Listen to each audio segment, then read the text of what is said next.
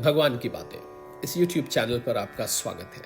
आज हम आपके लिए एक ऐसा विषय अध्यात्म से संबंधित लेकर आए हैं जो कि न केवल आपके रोगों का निस्तारण करेगा बल्कि आपकी आयु भी लंबी करेगा।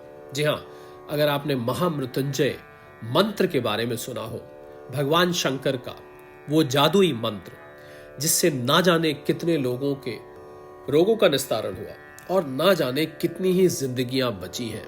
जी हाँ, जो ब्राह्मण, जो पंडितों का समूह या जो लोग इसका लाभ उठा चुके हैं वो इस बात से पूरी तरह से अग्री करेंगे। और इसीलिए हम आपको आज इस महामृत्युंजय मंत्र के बारे में बताने वाले हैं।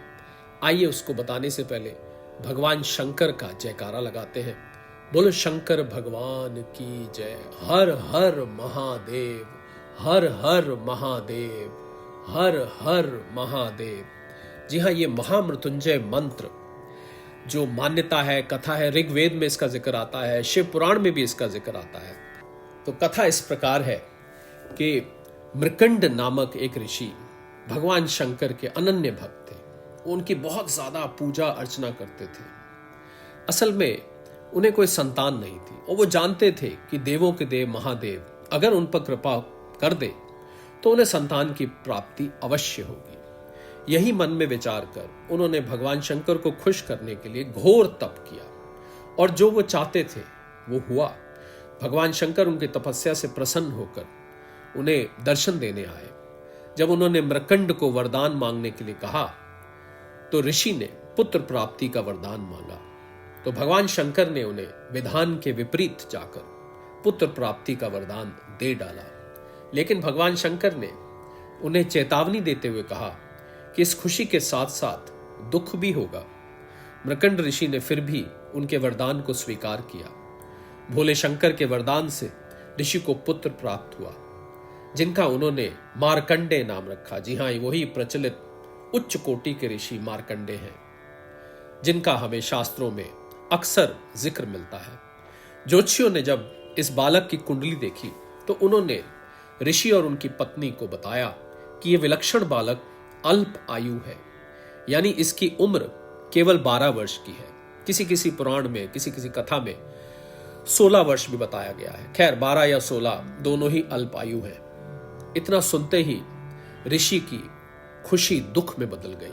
लेकिन उन्होंने धैर्य रखते हुए अपनी पत्नी को समझाया कि जिस भोलेनाथ ने हमें इन्हें वरदान रूप में भेंट किया है वही उसकी रक्षा भी करेंगे। धीरे धीरे मार्कंडे ऋषि बड़े होने लगे। उन्होंने अपने पिता के शिव मंत्र की दीक्षा ग्रहण करी। एक दिन उनकी माता ने दुखी होकर अपने पुत्र को बता दिया कि वो अल्प आयु है। जब मार्कंडे ऋषि को यह पता चला तो उन्होंने मन ही मन ये प्रण कर लिया कि वे अपने माता पिता के सुख व खुशी के लिए भगवान भोलेनाथ से दीर्घ आयु होने का वरदान प्राप्त करेंगे। इसके बाद उन्होंने एक मंत्र की रचना करी। जी हाँ, उस छोटे बालक ऋषि मार्कंडे ने इस मंत्र की रचना करी और उसी मंत्र को महामृत्युंजय मंत्र कहा जाता है। और शिव मंदिर में बैठकर इस मंत्र का पाठ करने लगे। तो ये मंत्र है, ओम त्र्यंबकम यजामहे सुगंधिम पुष्टिवर्धनम उर्वारुकमिव बंधनान मृत्योर्मुक्षीय मामृतात्। जी हाँ, ये मंत्र की रचना उस छोटे से बालक मार्कंडे ने भगवान शंकर की आराधना करने के लिए करी। और ऐसी मान्यता है कि जब यमदूत उन्हें लेने आए तो बालक मार्कंडे भगवान शंकर की आराधना में मग्न थे।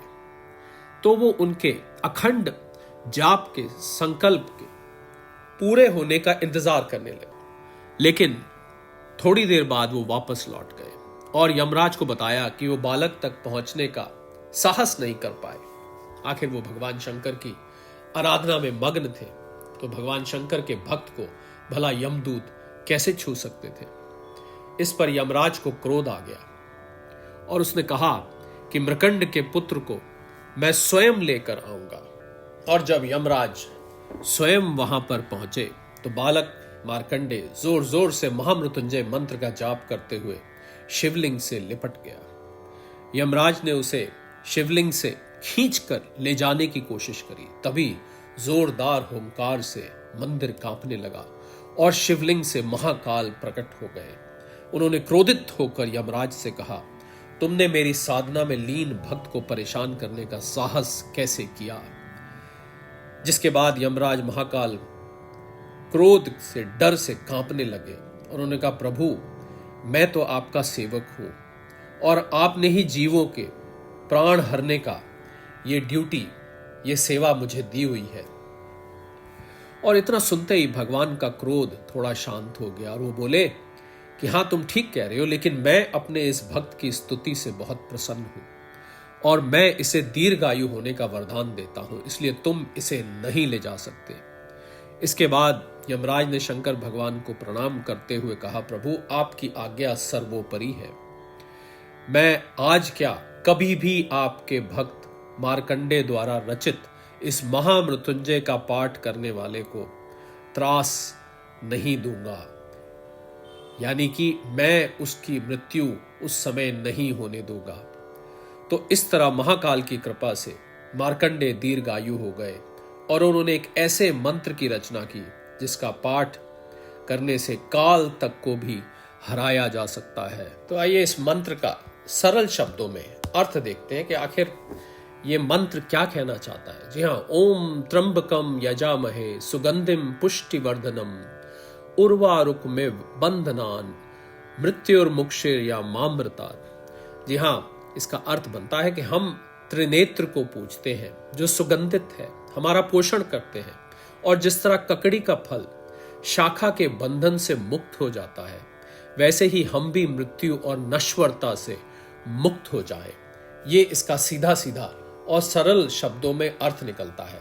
ऐसा माना जाता है कि कोई व्यक्ति बीमार हो, उसको कोई कष्ट हो या वो मृत्यु शैया पर पड़ा हो, यानी कि उसकी मृत्यु आने वाली हो, तो ऐसा माना जाता है कि इस मंत्र के जाप से वो कष्ट टल जाता है। और अनेकों बार ऐसा देखा गया है कि अगर पूरी विधि से जो ब्राह्मण कर रहे हैं, पूरी विधि से, पूरे विधान से कर रहे हो, तो मृत्यु भी टल जाती है। और आम मान्यता यह है, जो कि कर्मकांड में बताई गई है, ब्राह्मणों के लिए, ब्राह्मणों द्वारा बताई गई है, कि अगर भय से छुटकारा पाना हो तो 1100 मंत्रों का जाप किया जाता है।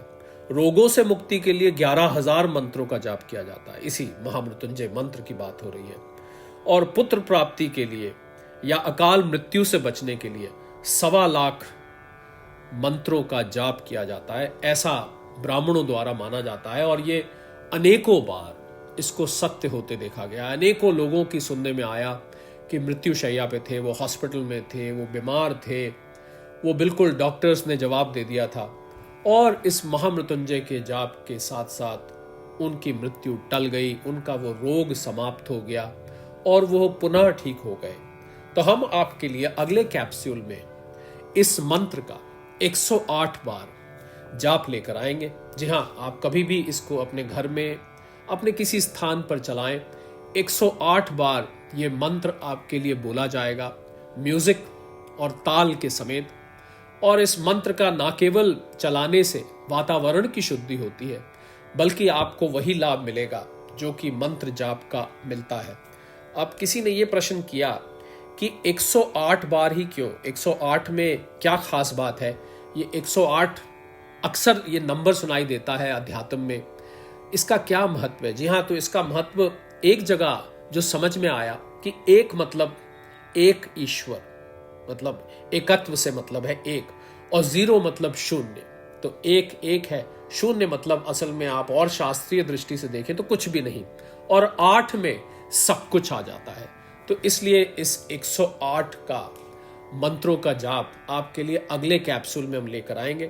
तब तक के लिए भगवान शंकर का जयकारा लगाते हुए आपसे विदा लेते हैं। हर हर महादेव, हर हर महादेव, हर हर महादेव।